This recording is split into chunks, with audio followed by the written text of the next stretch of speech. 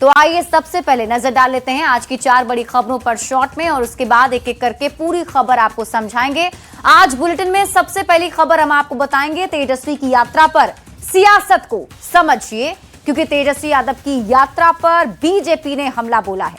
दूसरी खबर आपको बताएंगे, SVU EOU को सीएम सम्राट का संदेश समझिए, क्योंकि मुख्यमंत्री सम्राट चौधरी ने एक बड़ा संदेश दिया है। तीसरी खबर आपको बताएंगे, राजधानी पटना को मिली नई रफ्तार को समझिए, क्योंकि अब मेट्रो का विस्तार हो गया है। चौथी खबर आपको समझाएंगे, समझिए व्हाट्सएप के नए फीचर पर रोक क्यों।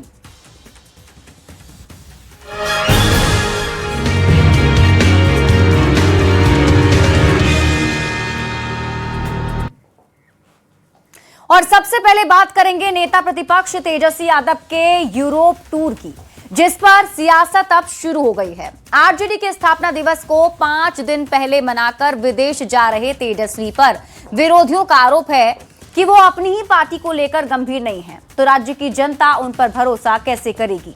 इधर पार्टी के भीतर से भी असंतोष की आवाज आने लगी है। सबसे पहले ये रिपोर्ट देखिए, फिर खबर तो समझिए।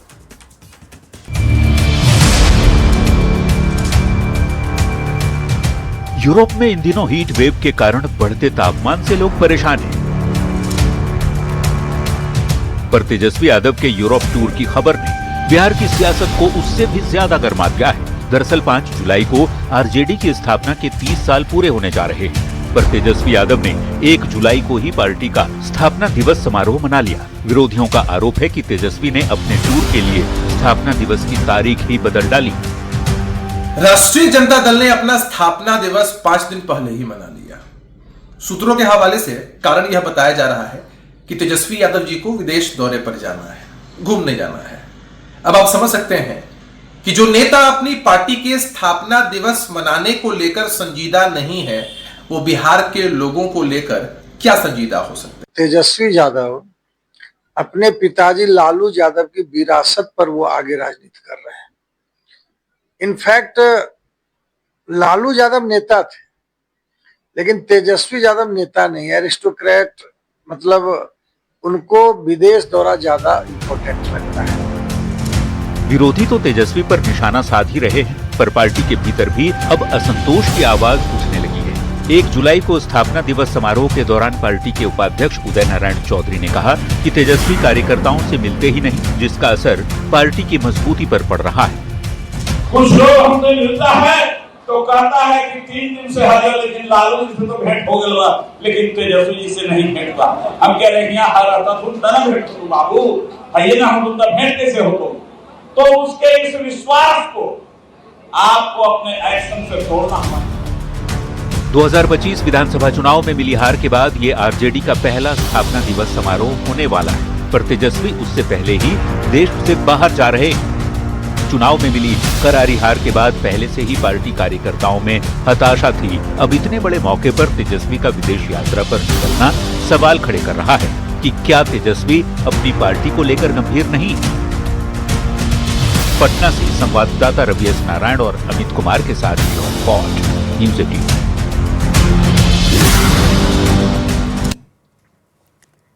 तो अब तेजस्वी यादव की यूरोप की यात्रा पर सियासत शुरू हो गई है और इसे लेकर बयानबाजी भी हो रही है। हम आपको अब विस्तार से पूरी खबर समझाते हैं। अब आप खबर तो समझिए। देखिए, तेजस्वी यादव के यूरोप टूर पर विरोधियों के कई सवाल हैं और उसे आप सबसे पहले समझिए, और इसके लिए समझना यह पड़ेगा कि पूरा मामला आखिर क्या है। देखिए, 5 जुलाई को आरजेडी के 30 साल पूरे हो रहे हैं। तेजस्वी यादव ने 1 जुलाई को ही स्थापना दिवस मना लिया। यूरोप टूर पर निकल रहे तेजस्वी यादव, अब तेजस्वी यादव की यूरोप यात्रा पर सियासत शुरू हो गई। जेडीयू और बीजेपी ने तेजस्वी यादव की यात्रा पर तंज कसना शुरू कर दिया, जिसमें यह कहा गया कि तेजस्वी यादव के पास अपनी पार्टी के लिए ही समय नहीं है। जनता इनकी पार्टी को क्या महत्व देगी। विरोधी तो सवाल कर ही रहे हैं, लेकिन पार्टी के भीतर भी अब असंतोष साफ तौर पर दिखने लगा है, क्योंकि आरजेडी उपाध्यक्ष उदय नारायण चौधरी ने 1 जुलाई को स्थापना दिवस समारोह के दौरान वही समारोह जिस पर विरोधी तंज कस रहे हैं, इसी के मंच से उदय नारायण चौधरी ने कहा कि तेजस्वी यादव कार्यकर्ताओं से मिलते ही नहीं हैं। कार्यकर्ताओं से मिले बिना पार्टी कैसे मजबूत होगी? लालू जी गरीब गुरबों के बीच रहते थे, ये बयान उनकी तरफ से दिया गया। देखिए, कोई पहली बार नहीं है जब तेजस्वी की ही पार्टी के लोग उन पर इस तरह का आरोप लगा रहे हों।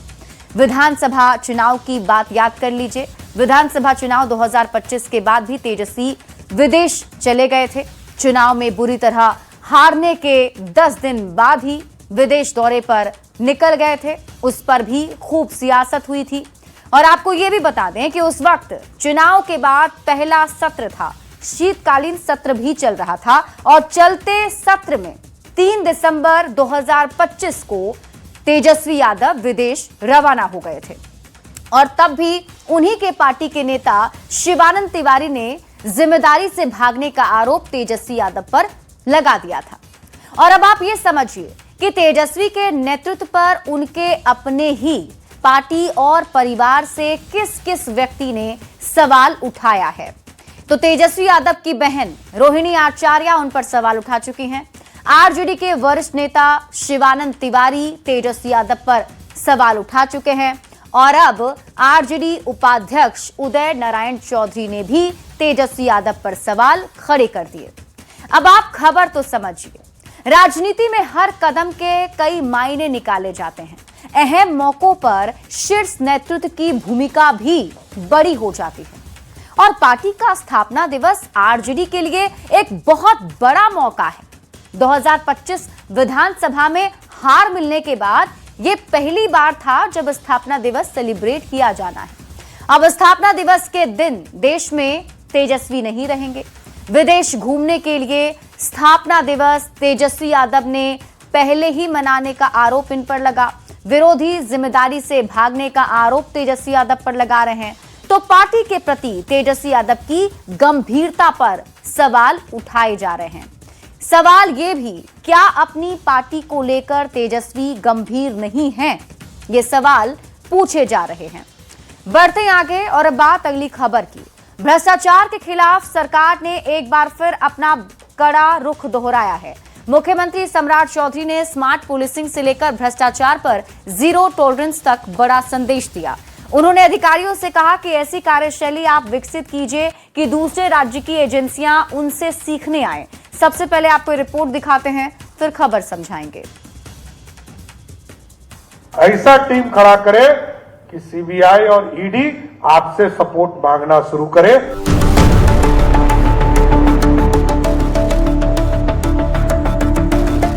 बिहार की सियासत में उस वक्त उथल पुथल मच गई जब मुख्यमंत्री सम्राट चौधरी ने सूबे की पुलिसिंग और भ्रष्टाचारियों को लेकर सबसे बड़ा और बेहद कड़ा बयान दिया। सीएम ने विजिलेंस यानी निगरानी विभाग को 2 टूक कह दिया है कि दूसरों से मदद मांगना बंद कर दीजिए, खुद को इतना पावरफुल बनाइए कि देश की सबसे बड़ी एजेंसियां आपसे फॉर्मूला पूछने आए। विजिलेंस विंग को स्मार्ट पुलिसिंग का एक ऐसा मंत्र दिया है जो पूरे देश के लिए नजीर बनेगा। सारे विजिलेंस के टीम को मैं यही कहूंगा कि आप इस तरह के लोगों को, एक्सपर्ट लोगों को अपने साथ जोड़िए कि दूसरा जितना इस देश में या दुनिया में जितने भी यूनिट्स हैं वो आपसे सहयोग लेने के लिए बिहार आना शुरू हो जाए, तब समझिएगा कि आपका स्मार्ट पुलिसिंग हो गया। बात सिर्फ स्मार्ट पुलिसिंग की ही नहीं, मुख्यमंत्री ने भ्रष्टाचार करने वालों की रीढ़ तोड़ने का पूरा प्लान भी तैयार कर लिया है। अब सीएम का सीधा अल्टीमेटम है, गरीबों का हक मारकर महल बनाने वालों के घरों में अब स्कूल चलेंगे। मुख्यमंत्री सम्राट चौधरी के इस बयान ने भ्रष्ट अफसरों और सफेद पोशों की नींद उड़ा दी है। देखना होगा सीएम के इस ओपन चैलेंज के बाद सिस्टम में कितना बड़ा बदलाव आता है। न्यूज 18 के लिए पटना से संवाददाता अमित कुमार की रिपोर्ट। तो मुख्यमंत्री सम्राट चौधरी ने आज सीधे संदेश दे दिया है, यानी कि मुख्यमंत्री अब ना तो भ्रष्टाचार को बर्दाश्त करेंगे और इसके साथ ही स्मार्ट पुलिसिंग को भी बढ़ावा देंगे। अब आपको पूरी खबर समझाते हैं। देखिए, सम्राट चौधरी मुख्यमंत्री होने के साथ ही राज्य के गृह मंत्री भी हैं। ऐसे में लॉ एंड ऑर्डर को लेकर पूरी जिम्मेदारी मुख्यमंत्री पर ही है। इसलिए वे अपराध और भ्रष्टाचार के खिलाफ कार्रवाई पर विशेष फोकस कर रहे हैं। यानी कि मुख्यमंत्री सम्राट चौधरी का ज्यादातर फोकस जो है वो भ्रष्टाचार के खिलाफ है और लॉ एंड ऑर्डर पर है। इसी से आप समझिए भ्रष्टाचार के खिलाफ कार्रवाई पर विशेष फोकस सम्राट चौधरी का है। तो आप खबर तो समझिए, जांच एजेंसियों को सम्राट चौधरी का संदेश किया। ईओयू और एसवीयू जैसी बिहार की जांच एजेंसियों को सीएम सम्राट चौधरी का संदेश आपको समझाते हैं। तो देखिए, सीएम सम्राट चौधरी ने कहा कि विशेषज्ञों की एक मजबूत टीम तैयार करें, फॉरेंसिक और तकनीकी रूप से मजबूत टीम आप खुद की बनाएं और दुनिया की सबसे बेहतर जांच एजेंसी बनाने का लक्ष्य आप खुद तय करें। सीबीआई रॉ से मदद लेने की जरूरत आपको ना पड़े। केंद्रीय जांच एजेंसियां ईओयू, एसवीयू से मदद लें। बिहार सरकार एसवीयू और ईओयू की हर मदद के लिए तैयार है। सीएम सम्राट चौधरी ने ट्रिपल-टी का भी जिक्र किया, जिसमें टेक्नोलॉजी, ट्रांसपेरेंसी और ट्रस्ट पर फोकस की बात कही। बिहार में शॉर्टकट नहीं चलेगा, ये बात भी मुख्यमंत्री ने क्लियर कर दी। जो शॉर्टकट करेगा वो बेऊर जेल जाएगा। सीधा सीधा संदेश सीएम ने आज मंच से दे दिया। और आप ईओयू और एसबीयू के बारे में भी आप जान लीजिए। देखिए, आर्थिक अपराध इकाई यानी ईओयू की अगर बात करें तो राज्य सरकार द्वारा 2011 में इसका गठन किया गया। इसका मुख्य तौर पर काम है भ्रष्टाचार के खिलाफ छापेमारी करना, साइबर सुरक्षा और अपराध नियंत्रण करना, बड़े घोटाले की जांच करना। इसके साथ ही अब आपको बताते हैं विशेष निगरानी इकाई यानी एसवीयू के बारे में। तो राज्य सरकार द्वारा 2007 में इसका गठन किया गया। सरकारी सेवक के खिलाफ भ्रष्टाचार की जांच करना इसका मुख्य काम है। एसवीयू का अपना पुलिस स्टेशन होता है। भ्रष्टाचार निरोधक कानूनों के तहत एफआईआर इसमें दर्ज की जाती है। चार्जशीट तैयार कर विशेष सतर्कता कोर्ट में पेश की जाती है। एसवीयू के पास बिना वारंट गिरफ्तारी का भी अधिकार है। अब सीएम सम्राट के बयान के मायने समझिए, वो कहना क्या चाह रहे हैं, क्या प्लानिंग है। तो भ्रष्टाचार के खिलाफ कार्रवाई को और तेज करने का प्लान मुख्यमंत्री का है। एसवीयू, ईओयू की भूमिका काफी अहम होगी, ये बात वो कहना चाहते हैं। राज्य की एजेंसियों को और प्रभावी होना पड़ेगा, ये संदेश उन्होंने दिया है। न्याय के साथ विकास को और रफ्तार देने पर जोर मुख्यमंत्री सम्राट चौधरी ने फिर से दिया है और इसीलिए कहा है कि आप अपने आप को, यानी स्मार्ट पुलिसिंग की जो बात कही जाती है, तो बिहार में जो पुलिस की व्यवस्था है वो अपने आप को और ज्यादा बेहतर बनाए। बढ़ते आगे और बात अगली खबर की। भरत तिवारी एनकाउंटर मामले में नामजद डीएसपी राजेश शर्मा का बिहार मद्य निषेध विभाग में तबादला कर दिया गया है। इस पर विभागीय मंत्री मदन सहनी ने नाराजगी जताई। उन्होंने कहा कि जब किसी अधिकारी पर इतना गंभीर आरोप हो और मामले की जांच चल रही हो, तब ऐसे अधिकारी की इस विभाग में पोस्टिंग नहीं होनी चाहिए थी। तो शीर्ष नेता को लेना है, हम लोग इसमें कैसे कह सकते हैं कि उचित है कि नहीं है। लेकिन किसी भी मामले में कोई आरोपित है, खास करके इतना बड़ा घटना घटा है, पूरा देश इसमें इन्वॉल्व है, कि लोग दुखी है, आक्रोशित है, पूरा देश दुनिया से लोग यहाँ आ रहे हैं, बिहार के तो सारे नेता गए हैं। उस मामले में तो कहीं ना कहीं इसका ध्यान रखना चाहिए कि इस तरह के लोगों को, जिस पर इतना बड़ा आरोप है, उसको अभी पोस्टिंग नहीं होना चाहिए। तो डीएसपी राजेश शर्मा के तबादले पर अब सियासत शुरू हो चुकी है और नाराजगी भी दिख रही है। हम आपको अब पूरी खबर समझाते हैं। देखिए, DSP Rajesh Sharma Bharat encounter case में आरोपी हैं। राजेश शर्मा के खिलाफ हत्या की एफआईआर दर्ज है। राजेश शर्मा को सस्पेंड किया गया था। एनकाउंटर मामले की अभी भी न्यायिक जांच जारी है। जांच पूरी होने से पहले ही राजेश शर्मा की पोस्टिंग हो गई, वो भी मद्य निषेध विभाग में, यानी मद्य निषेध में पदस्थापित उन्हें कर दिया गया है। सरकार के इस फैसले पर विभाग के मंत्री ने खुद हैरानी जताई है। अब आप समझिए मंत्री मदन सहनी ने क्या कहा। मंत्री ने कहा कि लोगों के बीच एक गलत मैसेज जा सकता है। मद्य निषेध विभाग की जिम्मेदारी बेहद अहम है। भरत एनकाउंटर से पूरे राज्य की संवेदना जुड़ी हुई है। एटलीस्ट जांच पूरी होने तक उन्हें मुख्यालय में ही रखा जाना चाहिए था। अधिकारियों का ट्रांसफर और पोस्टिंग मुख्यमंत्री का विशेष अधिकार है, इसलिए उन्होंने कहा कि वो ज्यादा कुछ इस पर नहीं कहेंगे, लेकिन हैरानी जरूर जताई। अब आपको खबर समझाते हैं। सरकार में शामिल नेता भी इस पर सवाल उठा चुके हैं। विपक्ष सरकार के इस फैसले पर सवाल उठा रहा है। भरत के परिजनों में सरकार के फैसले के खिलाफ नाराजगी है। इतने अहम विभाग में आरोपी पुलिस पदाधिकारी की पोस्टिंग सही है, ये सवाल उठ रहे हैं और इसीलिए नाराजगी भी दिख रही है। बढ़ते हैं आगे और अब बात अगली खबर की। अगर आप रोज व्हाट्सएप इस्तेमाल करते हैं तो ये खबर आपके लिए बेहद महत्वपूर्ण है, क्योंकि जिस नए फीचर का कई लोग इंतजार कर रहे थे उस पर फिलहाल भारत सरकार ने रोक लगा दी है। सवाल है कि आखिर ऐसा क्या है इस फीचर में कि सरकार को बीच में ही दखल देना पड़ा। दरअसल भारत सरकार ने व्हाट्सएप के नए यूजर नेम फीचर पर फिलहाल रोक लगा दी है। सरकार को चिंता है कि बिना नंबर दिखाए चैट करने की सुविधा से ऑनलाइन धोखाधड़ी, फिशिंग और पहचान चुराने के मामले में भारी बढ़ोतरी हो सकती है, जिससे आम लोगों को वित्तीय नुकसान और डिजिटल अरेस्ट जैसे घोटालों का खतरा भी बढ़ सकता है। यही वजह है कि सरकार की तरफ से अभी इस पर रोक लगाई गई है।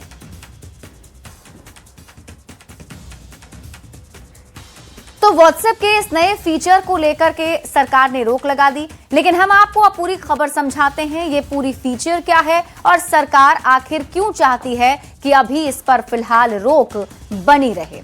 तो आप खबर समझिए। सबसे पहले ये समझिए खबर क्या है। तो केंद्र सरकार ने मेटा को औपचारिक नोटिस जारी किया है। व्हाट्सएप की पेरेंट कंपनी को औपचारिक नोटिस भेजा गया है, जिसमें 3 दिन के भीतर नए यूजर नेम फीचर पर विस्तृत स्पष्टीकरण मांगा गया है, यानी विस्तार से जानकारी मांगी गई है। भारत में यूजर नेम फीचर के लॉन्च पर फिलहाल रोक लगा दी गई है। जब तक स्पष्टीकरण नहीं आता है तब तक ये रोक बरकरार ही रहेगी। यूजर नेम फीचर आखिर है क्या, अब आप इसे भी समझ लीजिए। देखिए, अभी व्हाट्सएप पर आप किसी से बात करते हैं तो उसके लिए मोबाइल नंबर जरूरी होता है, यानी आप मोबाइल नंबर से ही उसमें लॉगिन कर सकते हैं। लेकिन नए फीचर के आने के बाद ऐसा नहीं रहेगा। सोशल मीडिया प्लेटफॉर्म की तरह ही एक यूनिक यूजर नेम आप खुद चुन सकेंगे। मोबाइल नंबर की बजाय यूजर नेम के जरिए सीधा संपर्क हो सकेगा। मेटा का यह तर्क है कि इससे प्राइवेसी पहले से ज्यादा मजबूत होगी, लेकिन सरकार को इस पर आपत्ति है।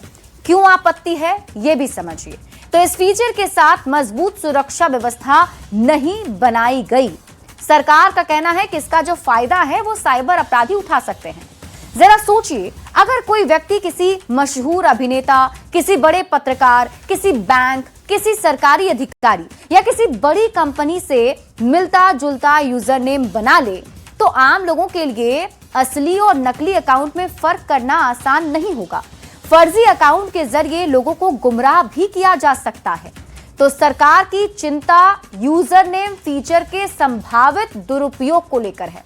भारत पहले से ही डिजिटल फ्रॉड की बड़ी चुनौती झेल रहा है। हर दिन आप देखते हैं कि ऑनलाइन ठगी से हजारों लोग इसके शिकार होते हैं, हजारों मामले सामने आते हैं। अब यह नया फीचर साइबर अपराधियों के लिए नया रास्ता खोल सकता है।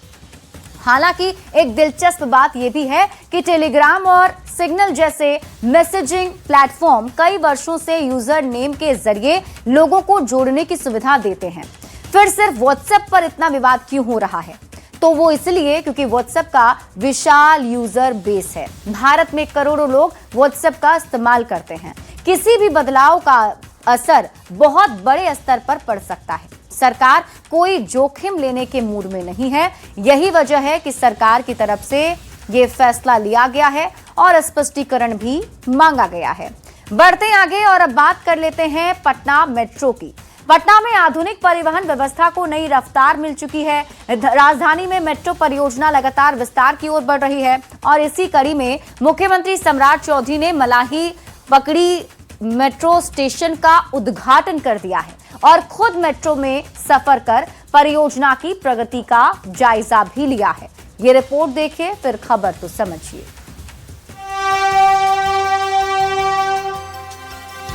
जाम की झंझट से मुक्ति और रफ्तार का नया नाम। पटना मेट्रो का दायरा अब और बड़ा हो गया है। राजधानी पटना अब आधुनिकता के उस ट्रैक पर दौड़ पड़ी है जिसका इंतजार हर पटनावासी को था। मुख्यमंत्री सम्राट चौधरी ने मलाही पकली मेट्रो स्टेशन का भव्य उद्घाटन किया है।